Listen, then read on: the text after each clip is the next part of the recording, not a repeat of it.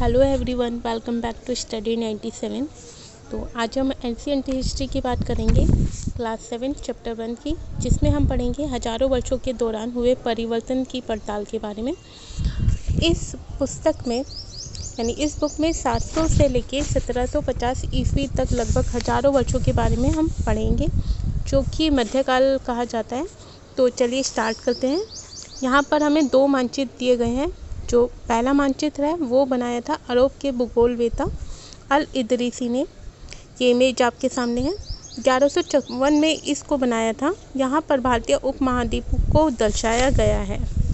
और मानचित्र 2 की बात करें तो यह बनाया था फ्रांसीसी मानचित्रकार ने, जो कि 1720 ईस्वी में बनाया था। लगभग 600 साल का डिफरेंस है। ये दोनों नक्शे यानी जो मैप हैं एक ही इलाके यानी एक ही जगह के हैं, मगर इन दोनों में काफ़ी डिफरेंस देखने को मिलता है।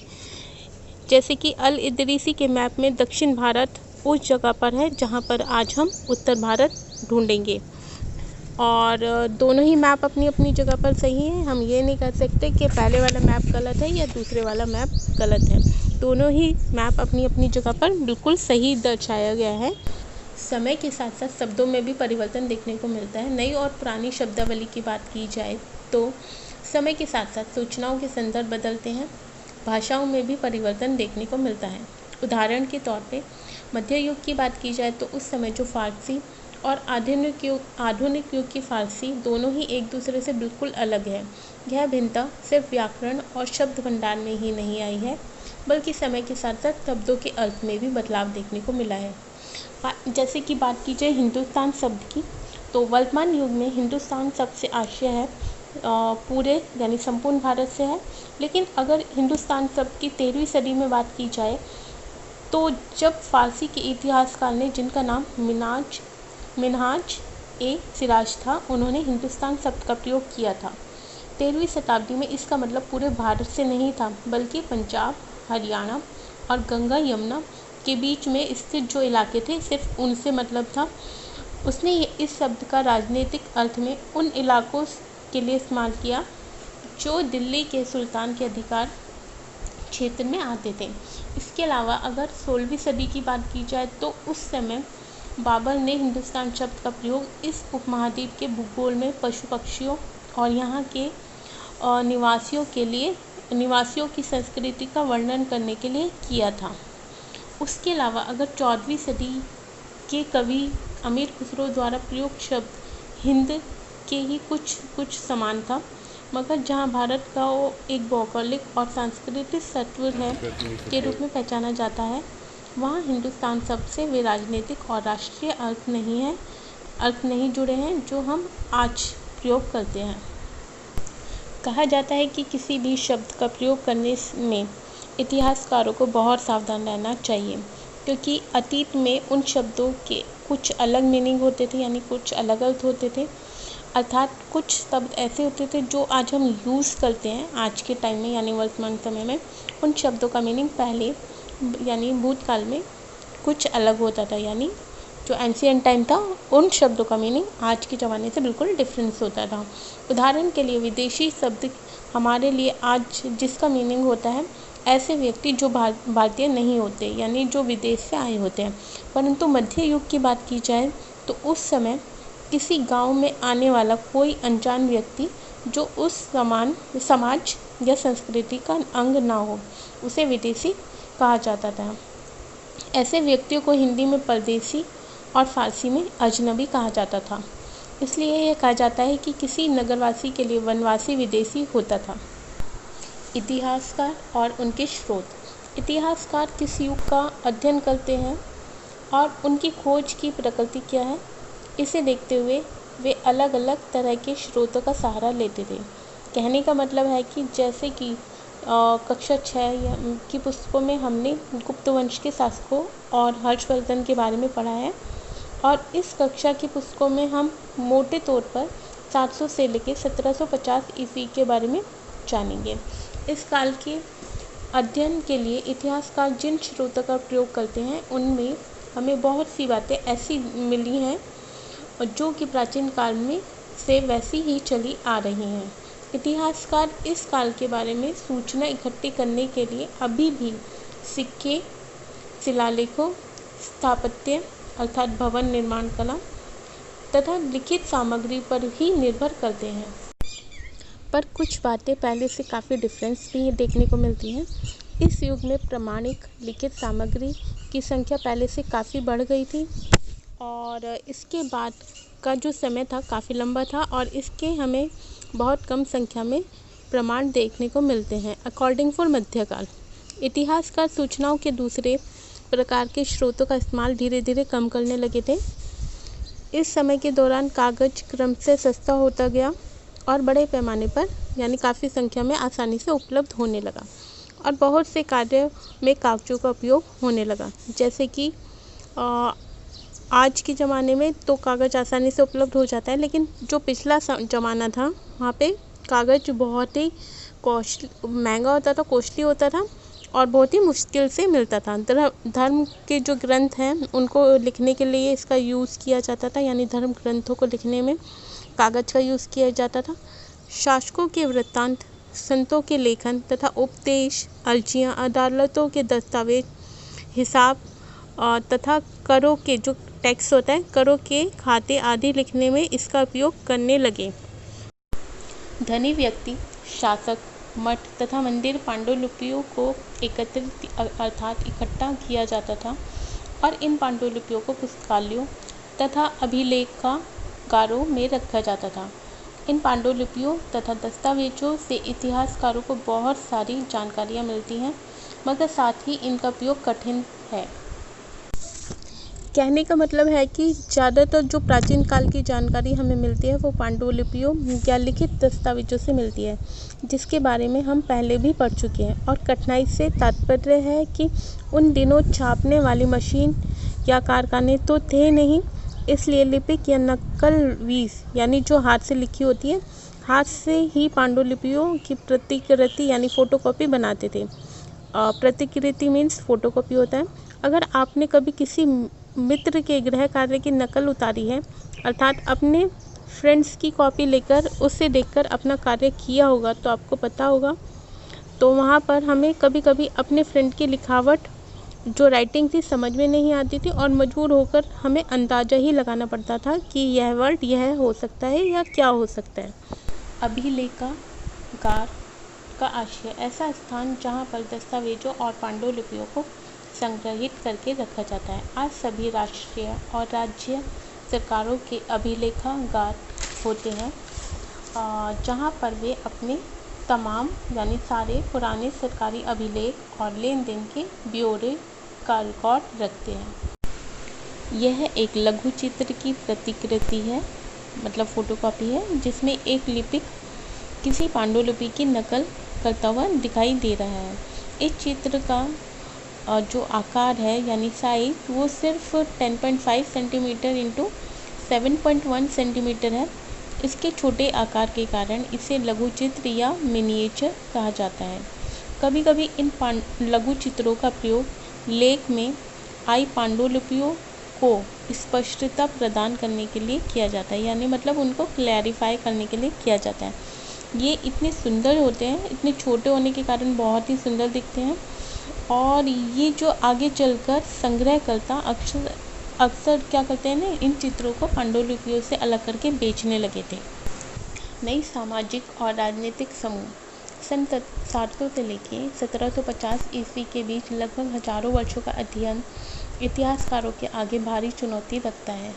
मतलब हजारों वर्षों से जुड़ी पुरानी अर्थात प्राचीन बातों की खोज करना आसान नहीं होता था और ऐसा इसलिए कि इस पूरे काल में बड़े पैमाने पर और अनेक तरह के परिवर्तन देखने को मिलते हैं।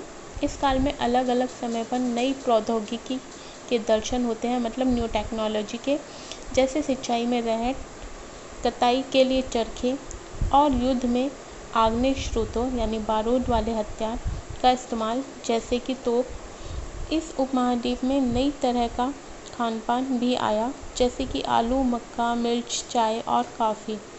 और ये चीज़ें उन लोगों के साथ देखने को मिली जो नए विचार रखने वाले लोग थे, जबकि प्राचीन काल में क्या होता था, प्राचीन काल में गेहूँ, चावल, जौ, पशुपालन इन सब का यूज़ किया जाता था और तमाम परिवर्तन नई प्रौद्योगिकियाँ और फसलें उन लोगों के साथ साथ आए जो नए विचार भी लेकर आए थे, अर्थात जो उनकी सोच थी उनमें भी नए विचार देखने को मिले हैं।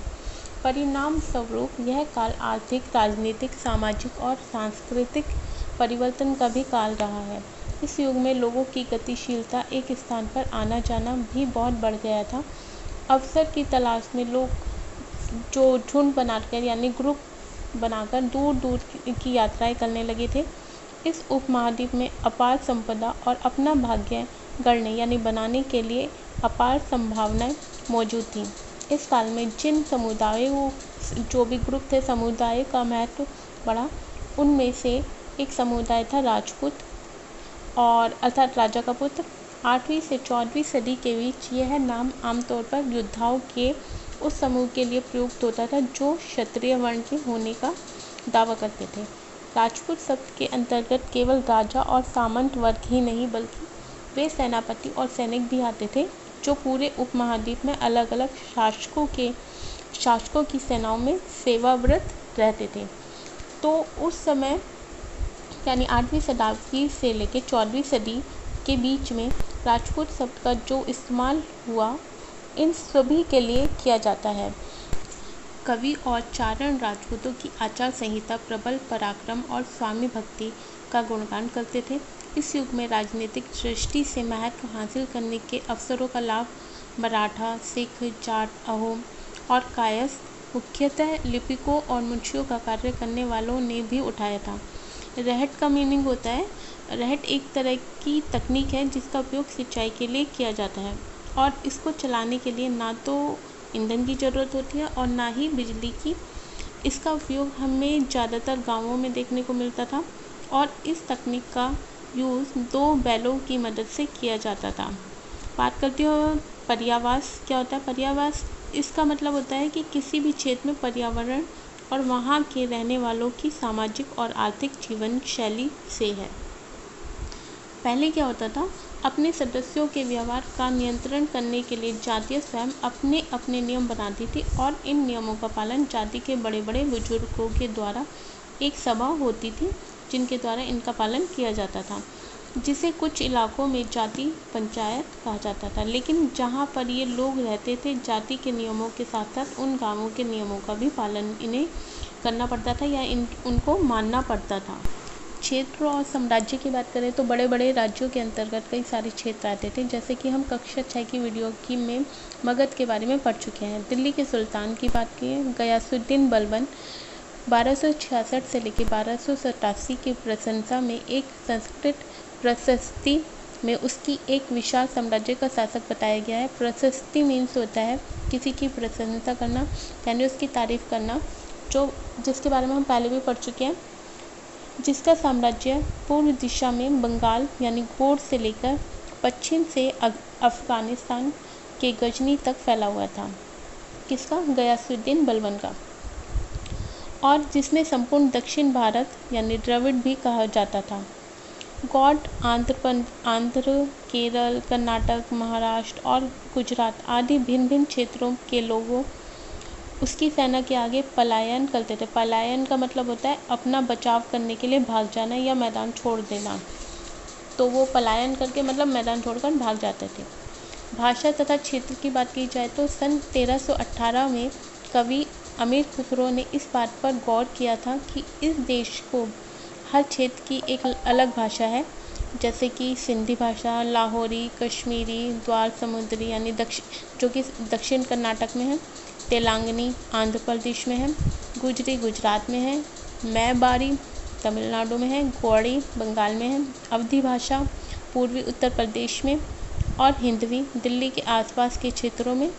अमीर खुसरो ने आगे बतलाया कि इनके भाषा के विपरीत यानी इन भाषाओं के अलावा एक भाषा संस्कृत भी है, जो कि किसी विशेष क्षेत्र की भाषा नहीं है बल्कि यह एक प्राचीन भाषा है जिसे केवल ब्राह्मण जानते थे, आम आदमी नहीं जानते थे। और 18वीं सदी में मुगल वंश का पतन के ढलान पर था, यानी लगभग ख़त्म हो चुका था, लेकिन कई वर्षों से जो सर्व क्षेत्रीय साम्राज्यों का शासन चल रहा था उससे क्षेत्रों की प्रकृति बदल गई थी। उन पर कई छोटे बड़े राज्यों की शासन चलता रहा और उन राज्यों की बहुत सी बातें हैं जो इस उपमहाद्वीप के अधिकतर भाग पर फैले, जो इन क्षेत्रों को विरासत में मिली थी, अर्थात पूर्वजों से मिली थी। ऐसी परंपराएं हमें प्रशासन, अर्थव्यवस्था के प्रबंधन, उच्च संस्कृति तथा भाषा के संदर्भ में मिलती हैं। पुराने और नए धर्म इतिहास के जिन हजारों वर्षों की पड़ताल हम कर रहे हैं, इनके दौरान हमने देखा कि धार्मिक परंपराओं में भी कई बड़े परिवर्तन आए।